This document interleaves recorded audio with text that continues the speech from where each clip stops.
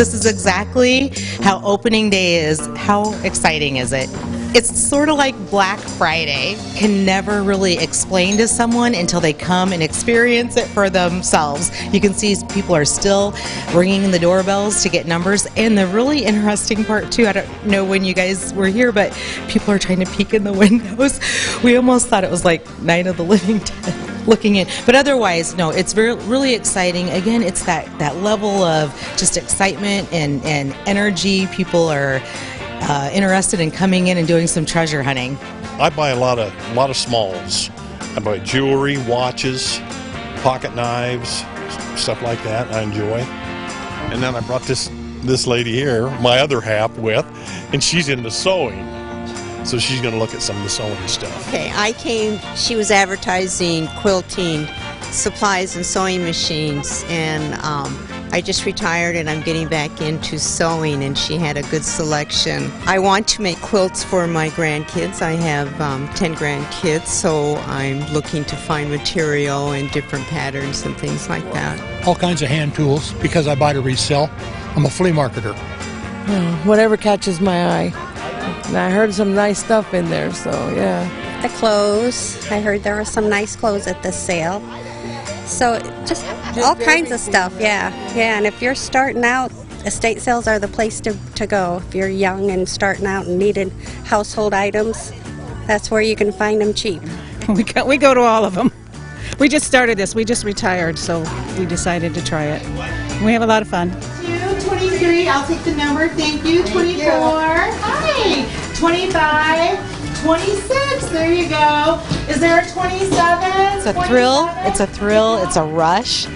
So it's super great. And what's nice is we really sort of keep that level of energy going through most of the day, and then we ease into just a fun, steady shopping experience.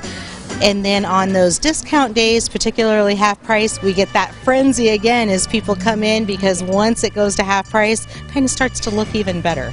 It's always my goal to make the sales enjoyable for people coming in. I know it's sort of a somber or sobering business or affair, so I want to make sure that our shoppers are having a great experience, and I'm so thrilled that people have followed me over the years, and I love that they have that same level of excitement coming to a sale. We love it. She usually lets me know when she has tools, and a couple of her workers call me, and tell me, you need to make this one, so I come to this one because my partner is a quilter, so she's looking at the material and the sewing machines and that sort of stuff. She does a very good job, of the pictures she puts online.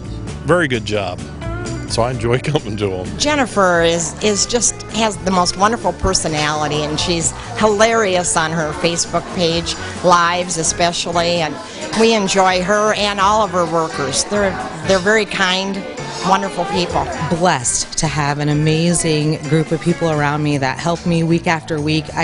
They're incomparable. I couldn't do it without my team. But in addition to that, my shoppers or our customer base, they're incredible too. And they really are, a lot of them like friends or family. We've gotten close. We have great fun week after week or sale after sale. And we've met friends. We feel like we have estate sale friends because of it. So we might know them only by first name, but it's fun. It's a social event. We know everybody, but we don't know anybody's names. And I had a estate sale at my house 2 weeks ago. All these people went and they all sit around and stayed for a long time. It was so much fun. We're partners. My sister, I help her in carrying things, finding things, and yeah, it's fun. And connect with everybody, and of course I'm going to do whatever it takes to do almost any job. I love to be in the thick of it, so whether it be clean up aisle 1, if we have a mishap during the crazy excitement of opening, or of course we want to help customers get their items to our sold table so that they can grab more and just do it all. When I first started doing my sales, I did really all of it myself solo. My family would help me some, but I would do all the setup and even sometimes have the sale by myself, which blows my mind to think about that. I always had the goal of making things affordable. I was a single mom when I started the store, and I loved even vintage things and often couldn't afford it.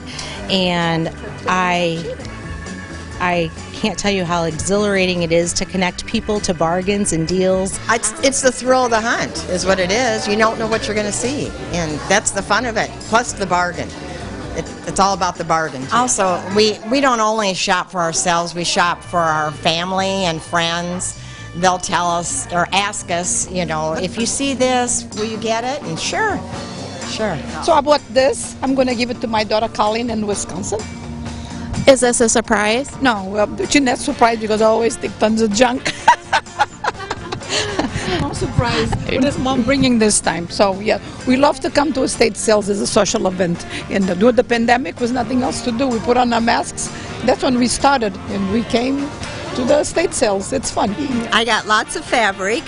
I got a sewing table. I didn't get the machine, but I did get a sewing table, my material, and some rulers that I needed to start my quilts. The bargain prices. Neat to see how people decorate, the architecture of the homes and all that. It's just fun. Part of the, fun of an estate sale for some people is to piece together the puzzle of who the person is.